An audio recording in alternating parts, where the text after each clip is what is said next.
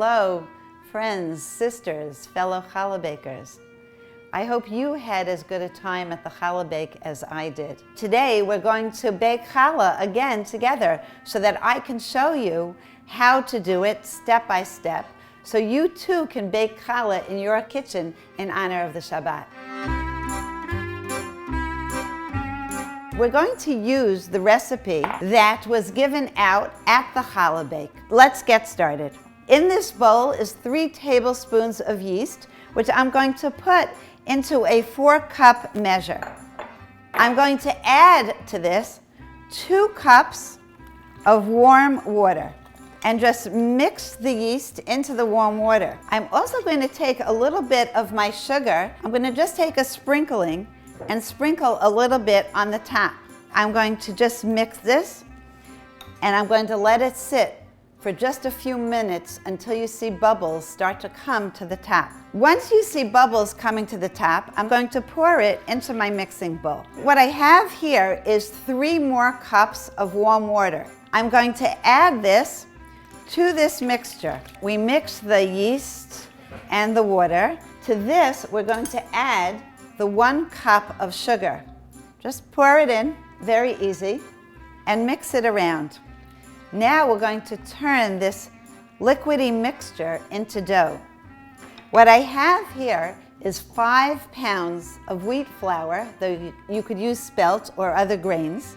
I'm actually going to just pour in about 1/3 of this 5 pounds of flour, and I'm going to take my wooden spoon and mix it. Don't worry if it looks still a little bit lumpy. The next ingredient that we're going to add is the oil. This is a 1/2 cup, and we're just going to pour it in, and we're going to mix. The next ingredient that we're going to add is actually the eggs. Just going to pour it in and mix. The next ingredient we're going to add is the salt. I'm just going to sprinkle that in. So now we have really all the basic ingredients in our challah. What's left for us to do is to add the rest of the flour bit by bit. So for now, we're just going to add some flour. Be generous. Stir. Keep stirring. A little bit more, and stir. The mixture is getting thicker, but I can still stir it with a spoon. And now we're going to go for the fun part. I'm going to put down my wooden spoon. I'm going to dump the rest of the flour into our mixture. And then we're going to knead. We've washed our hands are clean, and we're going to knead the dough. The way that I like to do it is to just turn the bowl a little bit and bring the dough towards the center.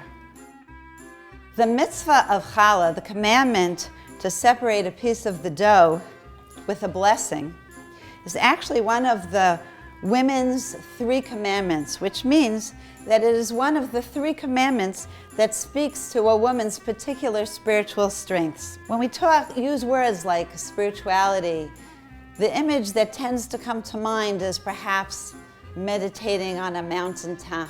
But in Judaism, we understand that when we use words like spirituality, what we're really saying is that the everyday can be elevated, that we can take something as simple and as mundane as a loaf of bread and add a dimension of transcendence to that bread.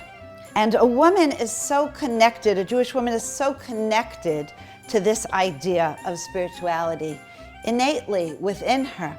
It means that she understands the source of where everything comes from in her life, and she can acknowledge that. That's what we're going to do when we make the blessing together.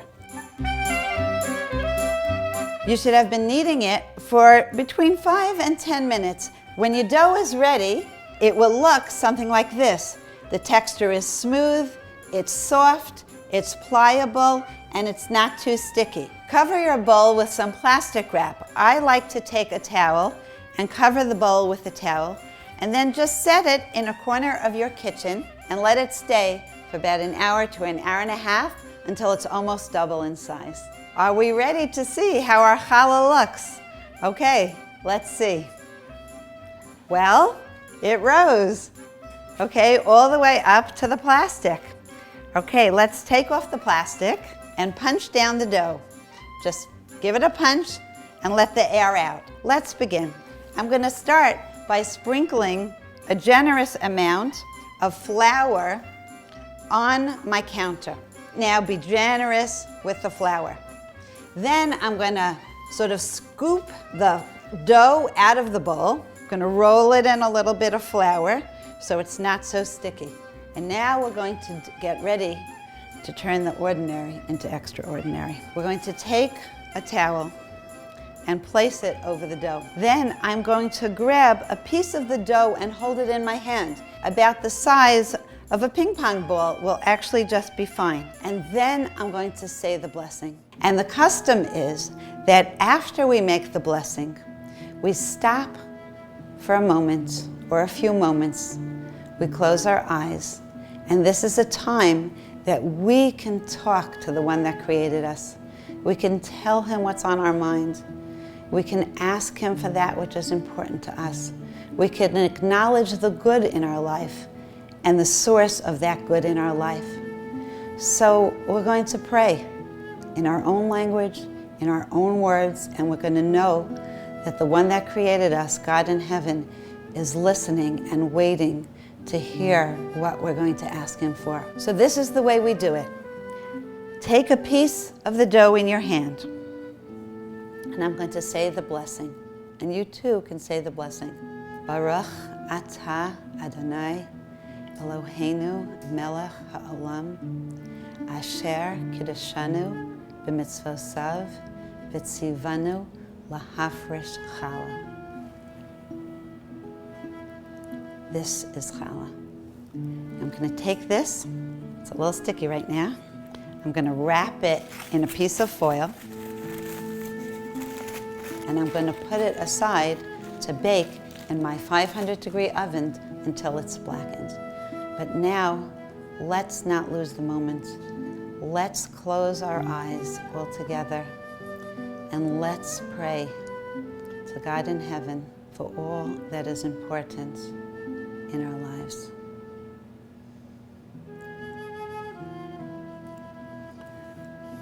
Okay. All right, are you ready to braid challah?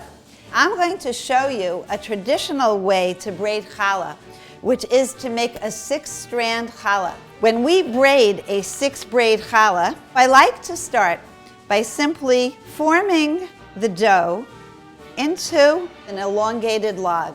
I'm going to cut the dough in half and then cut each half into 3 approximately equal pieces. If your dough is sticky, just sprinkle a little flour. I'm going to take each piece of dough and I'm going to roll it into a log. An easy way to do it is just to roll it from the inside to the outside. It should look a little bit like this. So put all the strands facing you vertically.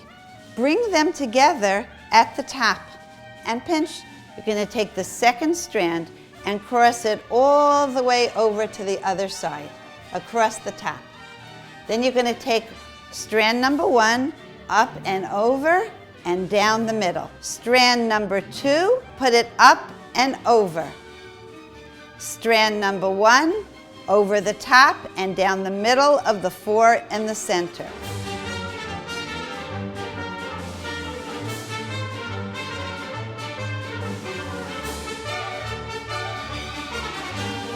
Now your challah is all braided and we're going to put it in a pan. So I'm going to spray this with some spray and I'm going to set this right in here. Now I'm going to brush the top of the challah with egg.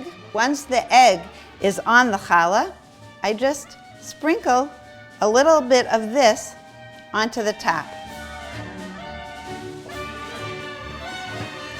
We bake the challahs for between 33 and 38 minutes at 350 degrees.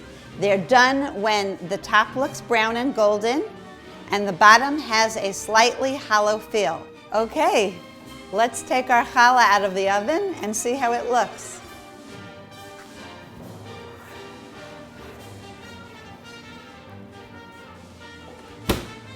Voila, challah. Thank you so much for joining me for this challah baking demonstration. I hope to see you next year at the Great Challah Bake, or perhaps even sooner.